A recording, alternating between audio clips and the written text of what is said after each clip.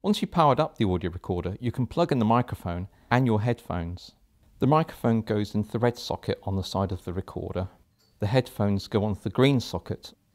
If you're prompted to choose plug-in power, use the up and down arrows, select off, and press the play button. With this audio recorder, there are two microphone options. If you're interviewing someone, plug in the handheld mic and use that. But if you want to get the sound from a number of people, unplug the handheld mic and the two microphones that are built into the recorder become active. Before you start recording, you should format the memory, because the last person who used the recorder might have left their material on there. This is how you do it. Press and hold the menu button. Use the down arrow to scroll down to format. Press the play button. Scroll up to yes and press the play button again. And the recorder formats the memory. To come out of the menu, just press the menu button again. On the side of the audio recorder where you plug in your headphones, there are 4 buttons you need to make sure are in the correct position. Over on the left, there's a button that says line, and then on the other side, there's a little mic symbol. You need to make sure that that is set to the mic symbol. Next to it is a button that says 0 and 20. You need to make sure that's on the 0. But if you're in a situation where it's very, very noisy, you can set that to 20 and that will cut down the audio levels. Over on the right are 2 buttons called hold and DPC. These both need to be set to off. On the back of the recorder are 2 buttons you might need to use occasionally. These are the limiter and the low cut filter. The limiter can be useful if you think your interviewee might start getting loud. You can switch it on to stop their voice distorting. The low cut filter can be useful in a situation where there's low frequency noise. This could be things like the rumble of traffic or the wind.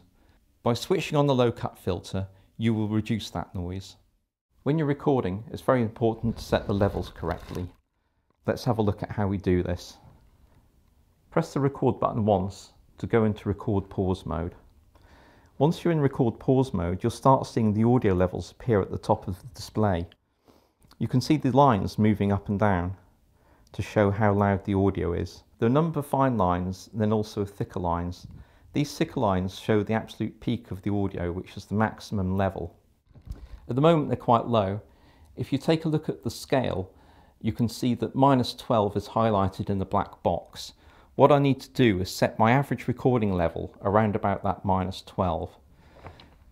So if I turn up the recording level using this dial with the red numbers and I keep talking, you can see that it's moving up now and it's getting to around about -12, and that's the recording level I need it to be at. You don't want the level to be too low.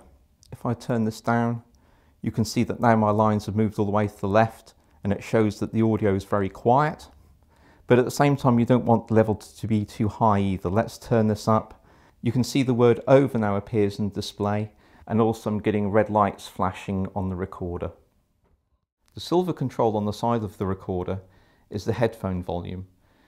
This is purely for the comfort of your ears and does not affect the recording level. So with your headphones on, adjust the recording level to make sure it's comfortable and not too loud, but that you can hear your interviewee clearly. Once you've recorded some tracks, you'll want to play them back. If you look at the bottom left corner of the display, you'll see there's a number. At the moment it says 5/5. This means I've got 5 tracks and I'm currently parked on the 5th one. If you want to go back to the first track, just press the down arrow to go back to track 1, and then you can play from there. And to play, you just press the play button and it starts playing. You can skip between tracks with the up and down arrow.